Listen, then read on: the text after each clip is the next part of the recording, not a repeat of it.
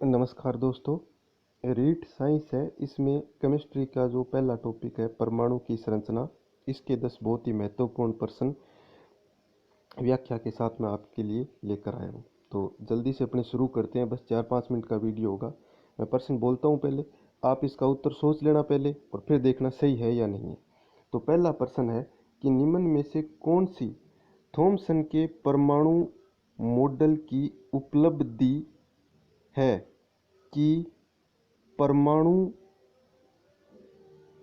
होता है।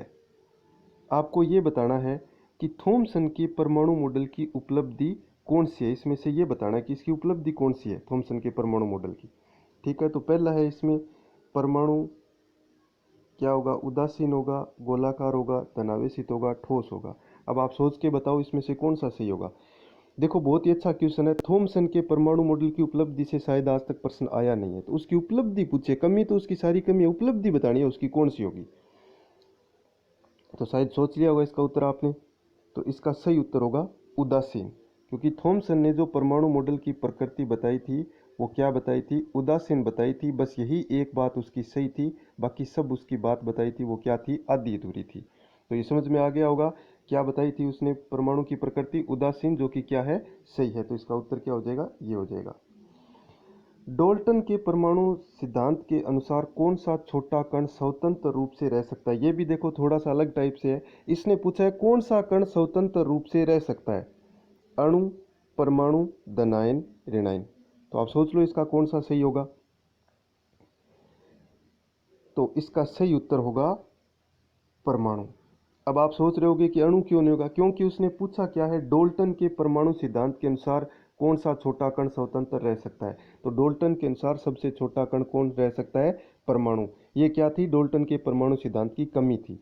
तो दो प्रश्न है इसमें से, ये तो आया उपलब्धि से और ये आया है डाल्टन के परमाणु मॉडल की कमी से। अब तीसरा प्रश्न देखना, इसमें क्या है, किसी तत्व के रासायनिक गुण में निम्न में से कौन तय करता है। रासायनिक गुण कौन बताता है, ये तो शायद आप बता दोगे। प्रोटॉन की संख्या बताती है, कि इलेक्ट्रॉन की संख्या बताती है, कि न्यूट्रॉन की संख्या, या उपयुक्त सभी।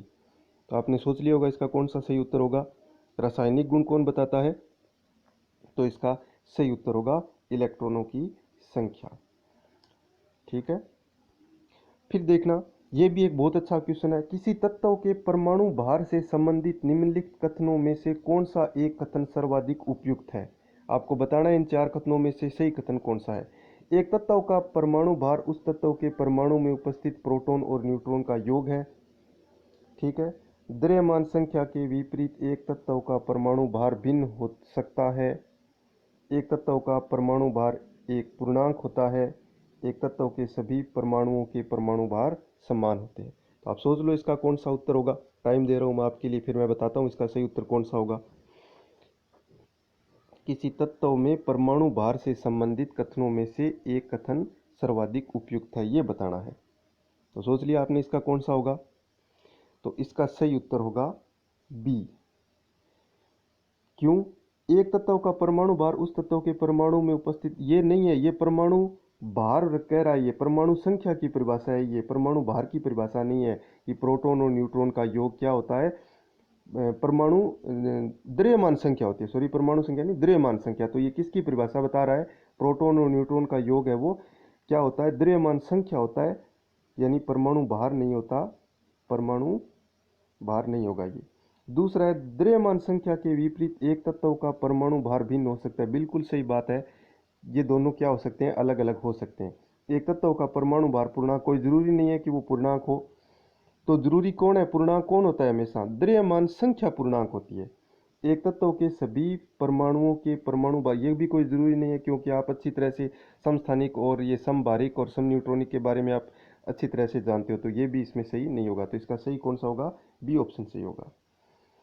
फिर है प्रश्न नंबर 5, ऋणावेशित परमाणु में प्रोटॉन की संख्या क्या होगी। ये भी बहुत अच्छा प्रश्न है कि ऋणावेशित परमाणु में प्रोटॉन की संख्या क्या होगी। तत्व के परमाणु क्रमांक से अधिक, तत्व के परमाणु क्रमांक से कम, परमाणु में इलेक्ट्रॉनों की संख्या से अधिक, परमाणु में इलेक्ट्रॉनों की संख्या से कम। तो बताओ, आप सोच लो इसका उत्तर कौन सा होगा, फिर मैं बताता हूँ इसका सही उत्तर। ऋणावेशित परमाणु में प्रोटॉनों की संख्या क्या होगी। तो इसका सही उत्तर होगा कि जो ऋणावेशित परमाणु होता है उसमें प्रोटॉनों की संख्या सदैव इलेक्ट्रॉनों की संख्या से कम होती है। तो इसका ये जो डी ऑप्शन है ये क्या होगा, सही होगा। ठीक है, ये लो। अब लो छठा प्रश्न, किसी तत्व के रासायनिक गुण किस पर निर्भर करते हैं। अब देखो इसमें भी थोड़ा सा पीछे पूछा था, उसमें ये ऑप्शन नहीं थे तो उसमें इलेक्ट्रॉन क्या था, इसमें इलेक्ट्रॉन ऑप्शन ही नहीं है। तो अब इसमें सही क्या होगा बताओ आप। द्रव्यमान संख्या,